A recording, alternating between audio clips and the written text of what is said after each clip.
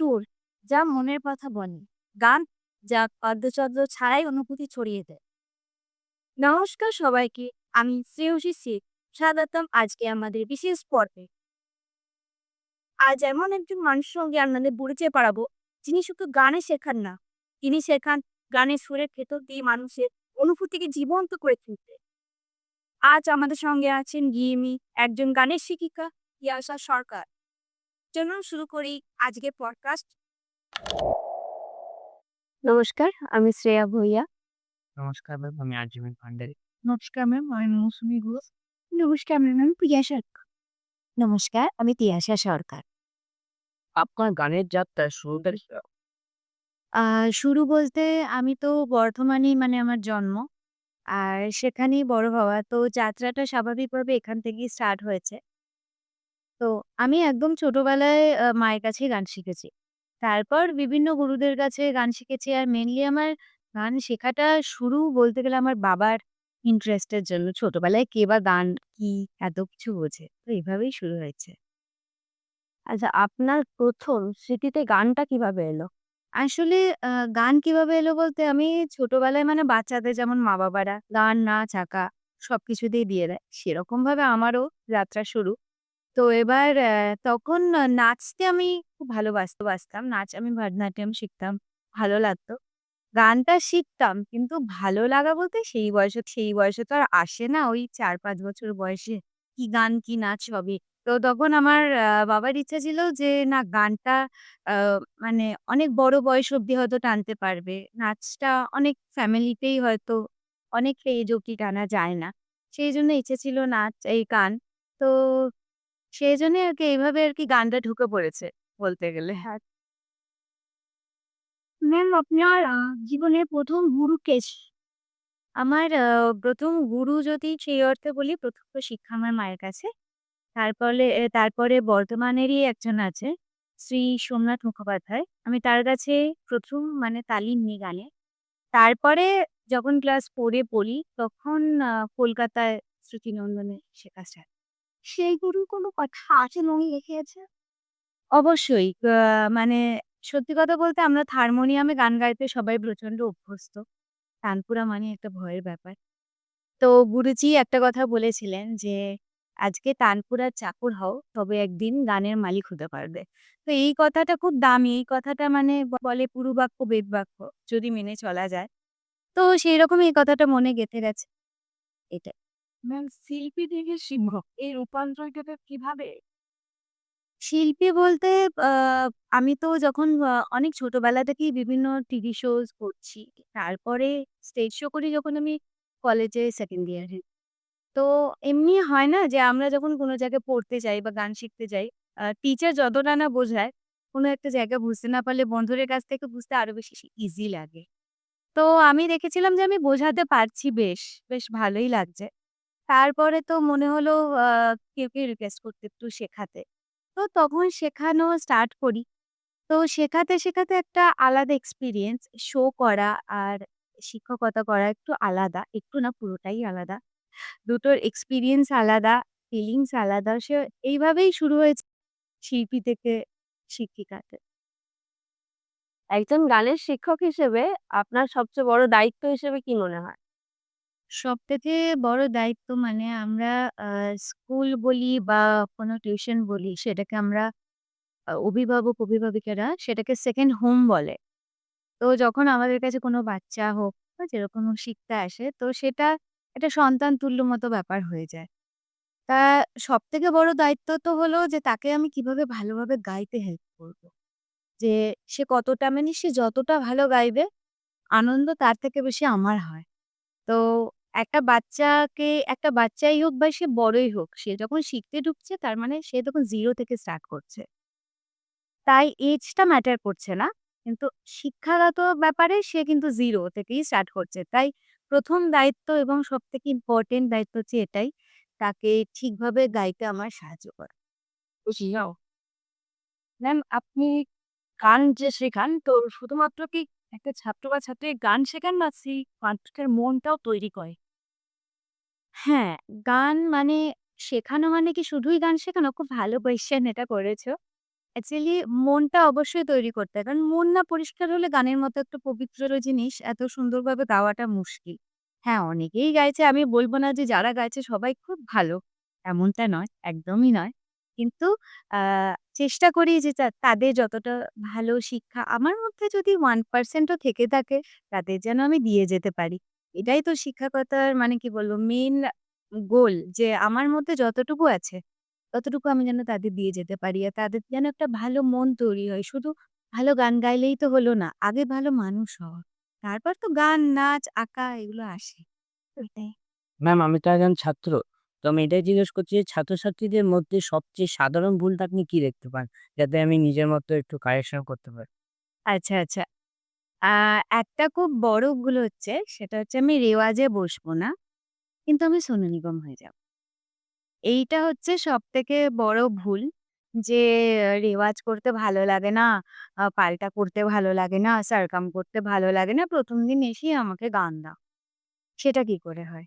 এটা খুব মানে প্রবলেম যে আমি রেওয়াজ করব না, আমি পরিশ্রম করব না। কিন্তু আমি খুব ভালো একটা মানে লেভেলের একটা সিঙ্গার হয়ে যাবো। সেটা কোনোদিনও হয় না।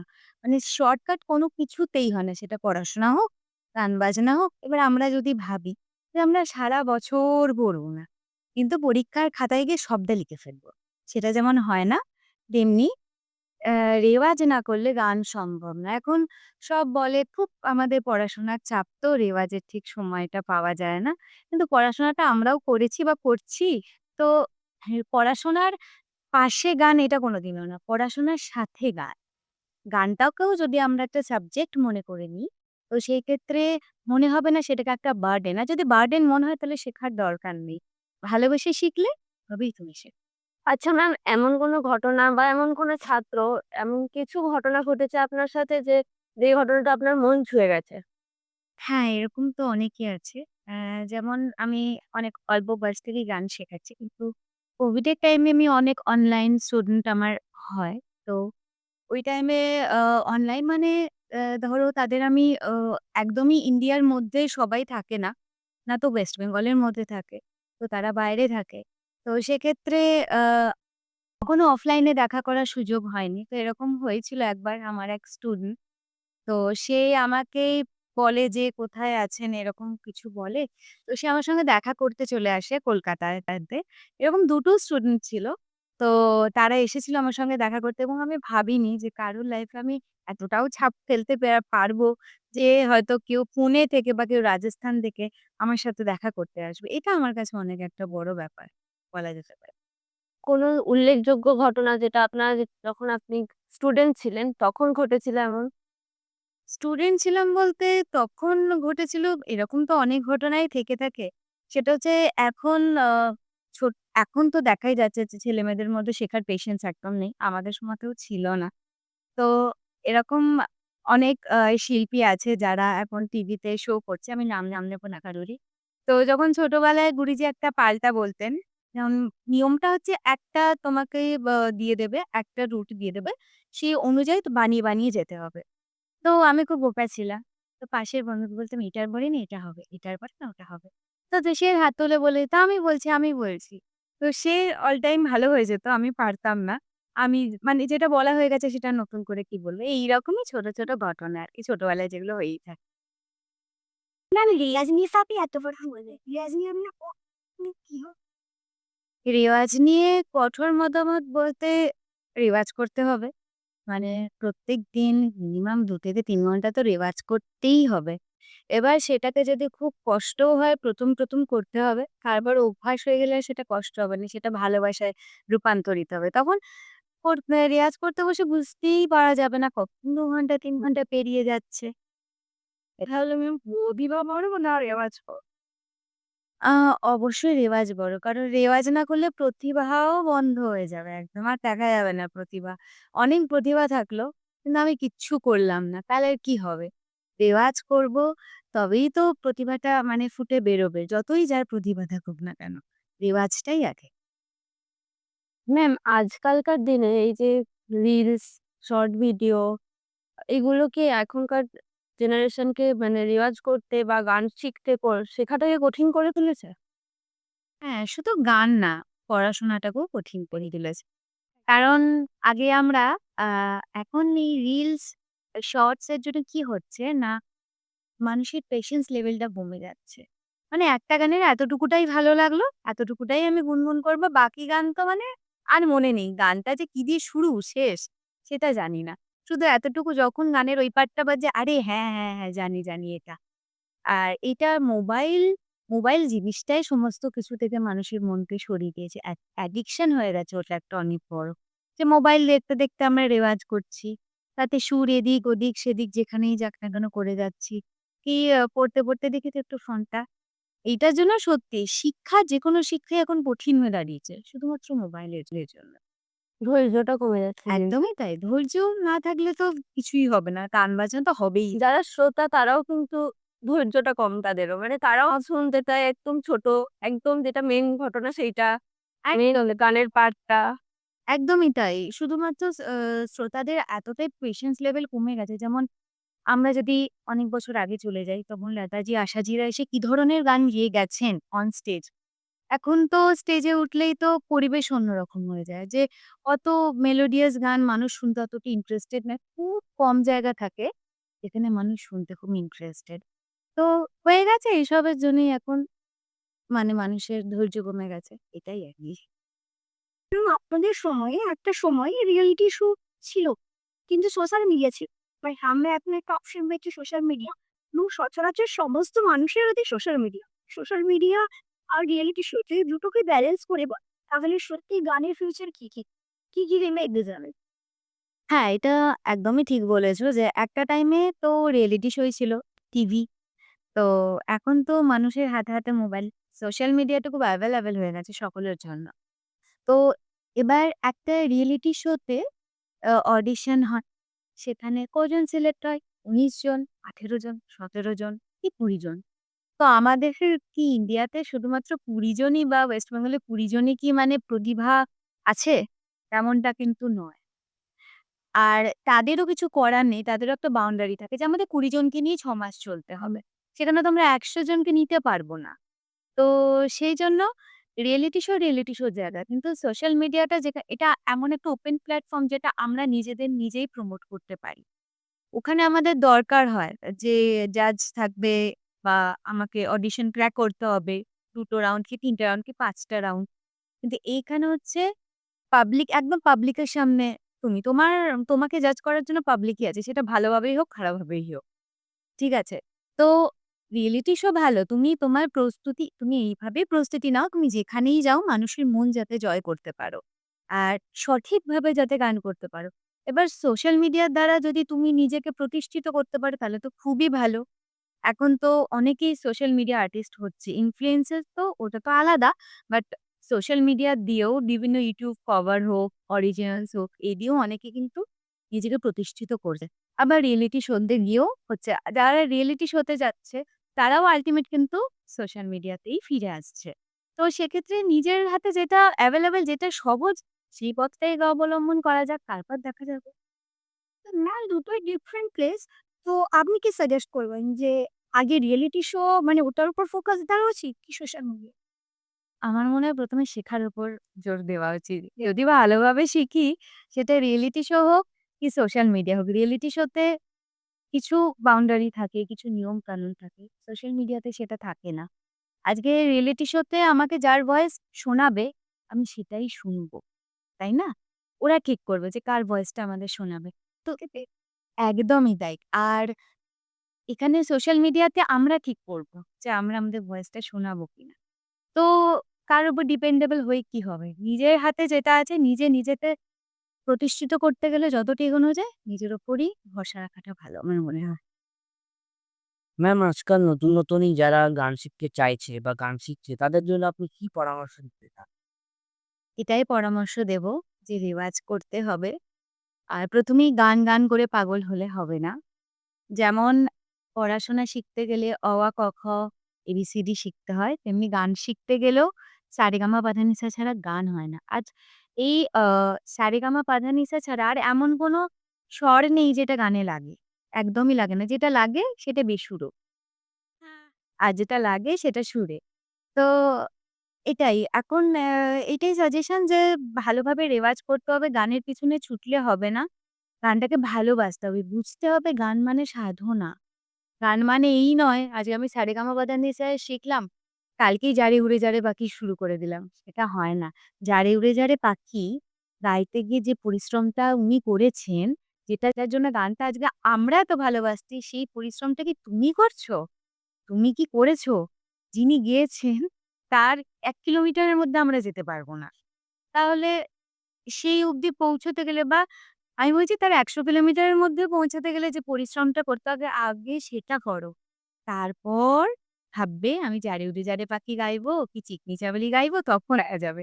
তার আগে তো একদম ১ম এ মন দিয়ে কঠোরভাবে রেওয়াজ করো, সাধনা করো। গানের থেকে বড় সাধনা আর কিছু হয় না। কাহিনী শেখে একদম। এতদিন ধরে আপনি গান শেখাচ্ছেন। ছাত্রছাত্রীদের তো অবশ্যই রেওয়াজ করা উচিত। কিন্তু তাদের প্যারেন্টসরা তাদেরকে কিভাবে বাড়িতে গাইড করতে পারবে বা প্যারেন্টসদের কি কর্তব্য সেটা সম্পর্কে যদি আপনি কিছু বলেন? হ্যাঁ, এতদিন গান শেখাচ্ছি। বিভিন্ন রকম স্টুডেন্ট, বিভিন্ন ধরন প্যারেন্টস আমি পেয়েছি। তো এবার ব্যাপারটা হচ্ছে যে আজকে যে বাচ্চারা যে বলছে না যে, আজকে আমি সারেগামা শিখবো, কালকেই আমি গান গাইবো। এটার পিছনে না যদি বলি কে দায়ী, এটা মা-বাবার থেকে বড় দায়ী আর কেউ হয় না। হ্যাঁ, কারণ তারা ভাবে তারা না আজকে রিয়েলিটি শো দেখে আসছে। যে আজকে রিয়েলিটি শোতে এত ভালো গাইছে, আমার ছেলেটা বা আমার মেয়েটাও গাইবে। বা একটা স্টেজ শো একটা পাড়াতে স্টেজ হয়েছে, সেখানে বাইরে থেকে সিঙ্গার এনেছে, সে গান গাইছে। সেইটা দেখে কিন্তু মা-বাবার মনে হলো আমার ছেলেটাকে বা মেয়েটাকে শেখাতে দিলে সেও কালকে স্টেজে উঠে সেম ভাবে গানটা গাইবে।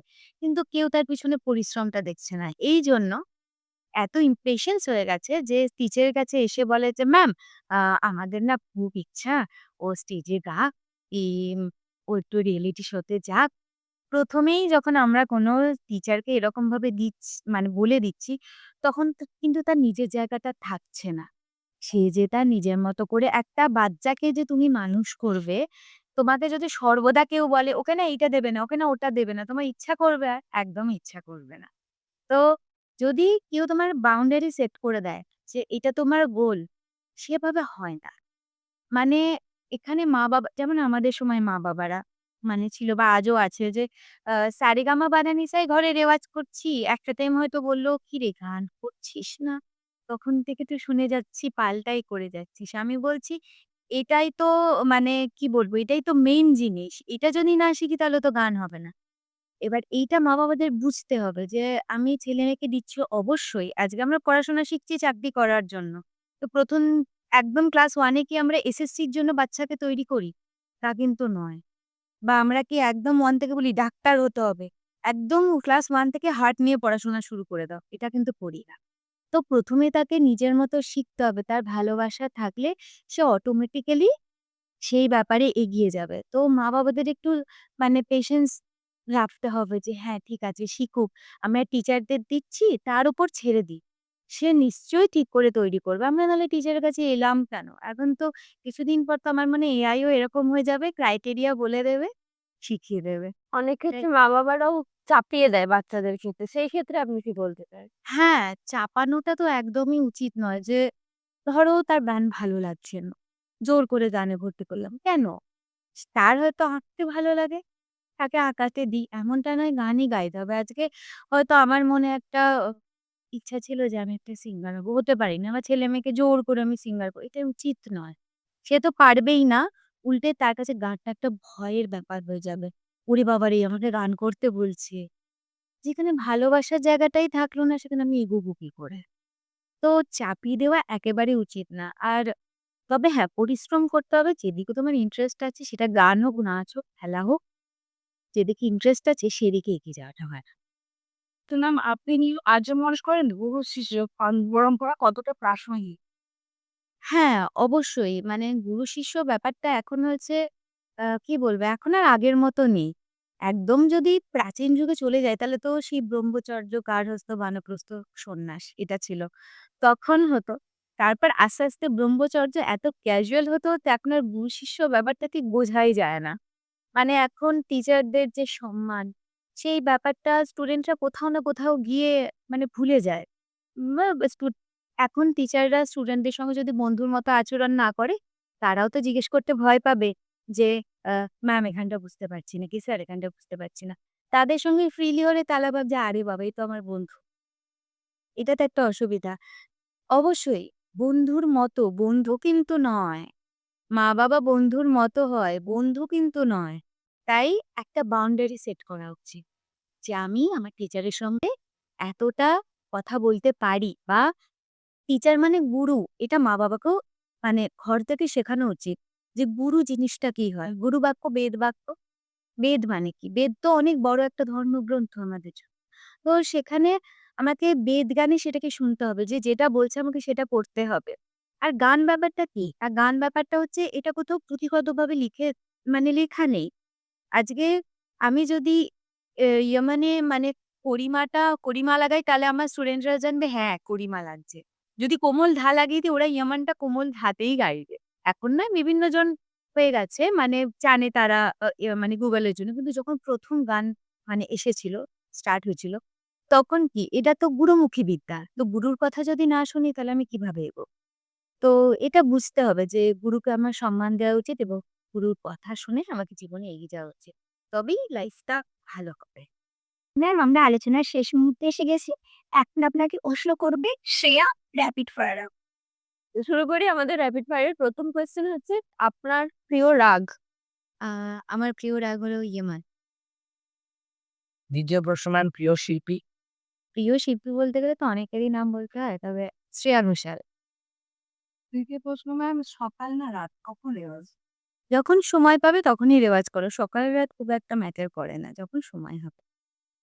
ম্যাম আপনার মতে লাইভ মঞ্চ না দুটো দুরকমের। তবে আমি যেহেতু শোটা একটু বেশি ভালোবাসি, তাই মানুষের সঙ্গে যেখানে আমার দেখা হয়, মানুষের মানে রিঅ্যাকশন আমি পাই, তাই আমার জন্য লাইভ মিউজিক। ম্যাম আমাদের প্রোগ্রাম প্রায় শেষ। আপনি কি বার্তা দিতে পারেন আমাদেরকে, আমাদের শ্রোতাদের এবং যারা গান ভালোবাসেন তাদেরকে? আ এটাই বলব যে ভালো গান শোনার মানুষ কমে যাচ্ছে। একটু ভালো গান শুনুন। যে গানগুলো আজকে নাচতে খুব ভালো লাগছে, দুদিন পর সেই গানগুলো কানে সয়ে যায় আর ভালো লাগে না। একটু ভালো গান শুনুন।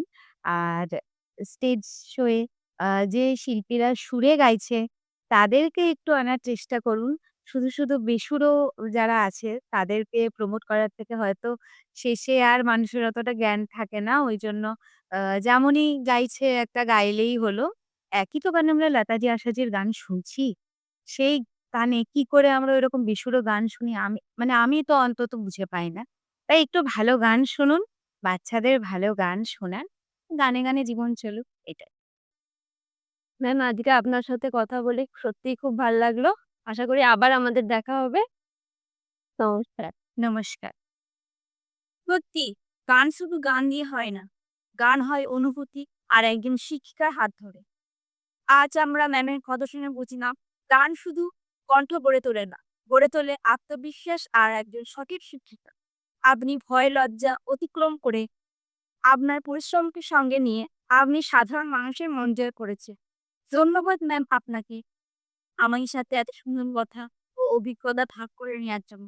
আর শ্রোতা বন্ধুদের বলি, অ্যাকচুয়ালি আজকের এপিসোডটা আপনাদের যদি ভালো লেগে থাকে তাহলে আপনার প্রিয়জন মানুষের সাথে এপিসোডটা শেয়ার করে দিন। ধন্যবাদ সবাইকে। পরের মুহূর্তে আবার